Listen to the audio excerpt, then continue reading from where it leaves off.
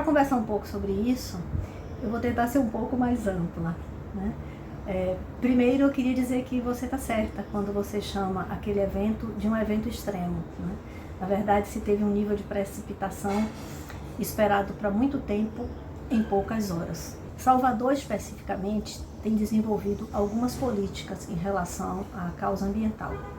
Por exemplo, foi construída uma estratégia de resiliência, que mesmo diante de todo o caos que foi vivido, de toda a paralisação da atividade urbana, não se pode negar que a defesa civil ela estava bem aparelhada e não houve sequer uma perda de vida humana. Na verdade, várias comunidades tiveram seus sistemas de alerta acionados e houve inclusive uma evacuação de comunidades.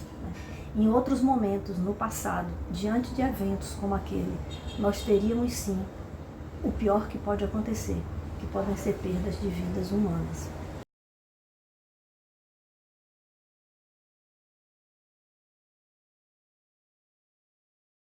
Uma pesquisa recente mostra que os setores mais privilegiados das ações em prol desse ambiente urbano, seja Salvador, seja Amman, seja Paris, seja Nova York, normalmente são a quantidade de ações onde as cidades estão investindo é muito no setor social.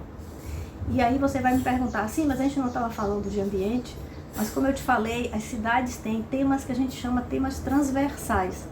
Esses temas, eles passeiam em todas as outras demandas. E o aspecto social é extremamente importante para que as comunidades consigam ter mais capacidade de se adaptar e sobreviver. Você há de convir que um evento extremo incidindo numa encosta como a da Vitória, é muito mais difícil acontecer um problema grave quanto se um evento extremo acontece numa encosta como a de Vila Picasso, que é uma comunidade em Salvador que foi evacuada nesse último evento.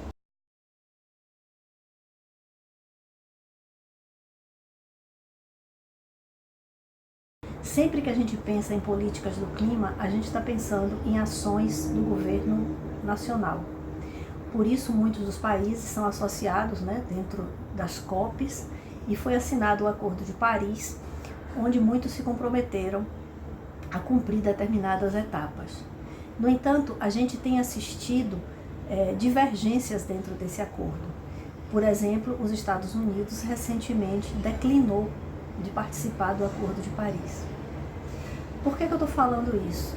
Porque no momento em que o governo nacional, alguns governos nacionais, não têm tido uma posição favorável em relação a esses eventos do clima, a essa preocupação com a causa ambiental, a gente observa que as cidades, elas estão cada vez mais tentando se mobilizar e tomar ações em prol de um cuidado ambiental, em prol de um que a gente chama adaptação à mudança climática. Uma filiação que a cidade de Salvador tem com o chamado R100, ou seja, são 100 cidades que foram eleitas no mundo para trabalhar conjuntamente em prol da sua resiliência. Salvador é uma dessas cidades. Salvador já publicou a sua própria estratégia. Em paralelo a isso, Salvador também participa de outras redes, como o C40, a Global Covenant.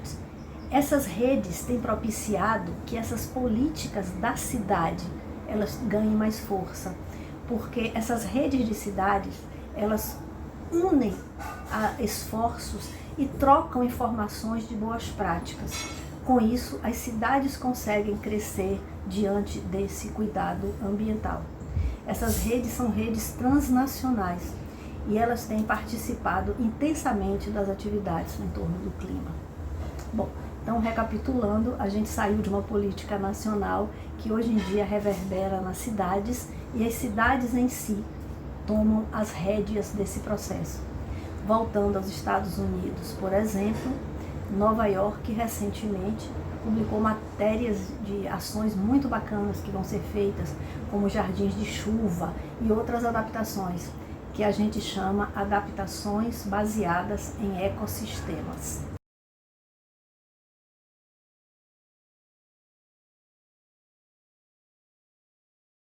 Dentro dessa estratégia de resiliência que eu falei instantes atrás, são identificados choques e estresses. O que é que são choques? Exatamente o que você mencionou. Nós vivemos um choque. E o que é que são estresses? Estresses são pressões a que a cidade vive submetida no seu dia a dia. Voltando para Salvador, que foi a sua pergunta, nós temos a desigualdade socioeconômica como um estresse crônico. Nós temos a violência como um estresse crônico. Tudo isso repercute e está tratado na estratégia de resiliência.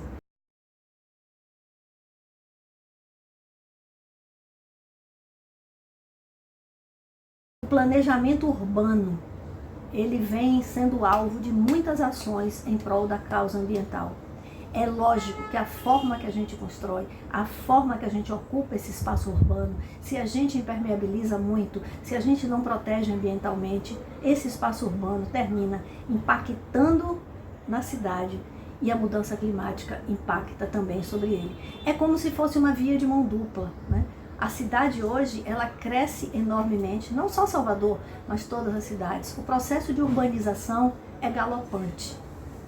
O que nós podemos, enquanto cidadãos, fazer é estar atentos a nosso próprio papel. Como é que a gente tem ocupado esse espaço urbano? Qual é a nossa parte nesse trabalho?